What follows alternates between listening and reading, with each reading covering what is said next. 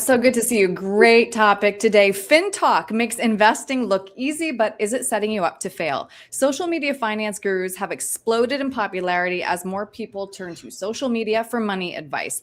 A recent FINRA investor education study found that 25% of adults now turn to social media for investing advice. That number jumps to 61% for people aged 35 and under. Do those numbers surprise or scare you?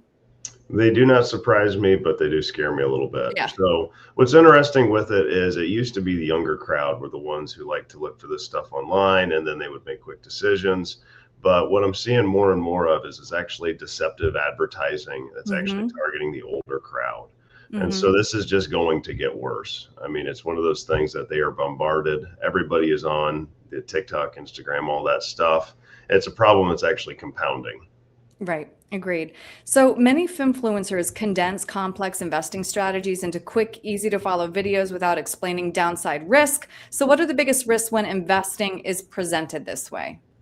Yeah, so it's interesting that they really have about 30 to 60 seconds where they Yeah. can catch your attention. And so it has to be exciting, it has to be to the point, and they're very, very, very good at selling this stuff. And so what's happening is people are coming, worst case scenario, they're making decisions based on this information. Best case scenario, they're coming to their financial advisor and saying, "Hey, this is what I saw. Is this real or not?" And then that at least gives us a chance to shoot it down if it's something that's nonsense. Right. You always have to question who's giving you the information. And many influencers, of course, lack real credentials. So, how can investors tell the difference between credible financial guidance and content designed to drive clicks or even commissions? Yeah, first thing I do is when somebody sends over something and says, "Hey, watch this video," or "Hey, I just saw this," and I go and I jump on Gronk and I basically search the person. And then first I try to find out, one, are they just a scammer? Or Hmm. two, are they somebody who at least has some credentials? And then you can learn really, really quickly about that person. And Hmm. so I've found that that's the best thing to do is search that.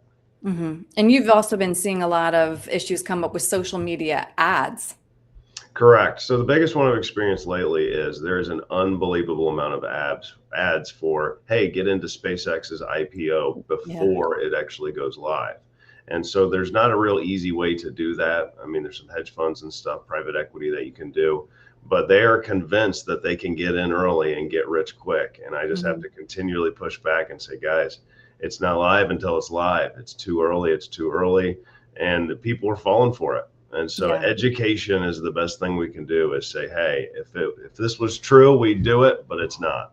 Right. So, that being said, what foundational habits or principles should investors focus on first before worrying about stock picks, crypto, or the latest big trend?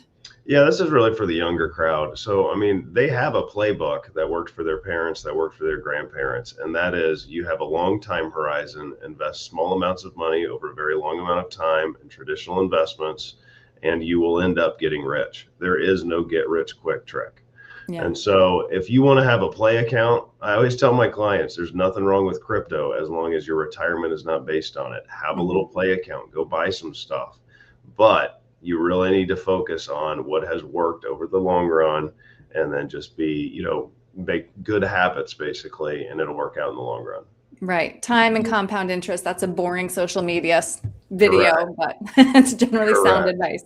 Brent, though, if somebody does want to talk through an ad they've seen or, again, putting those foundational principles in place, what's the best way to reach you?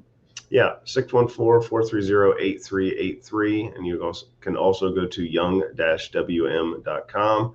We would love to chat. Great. Brent, thank you. Thanks.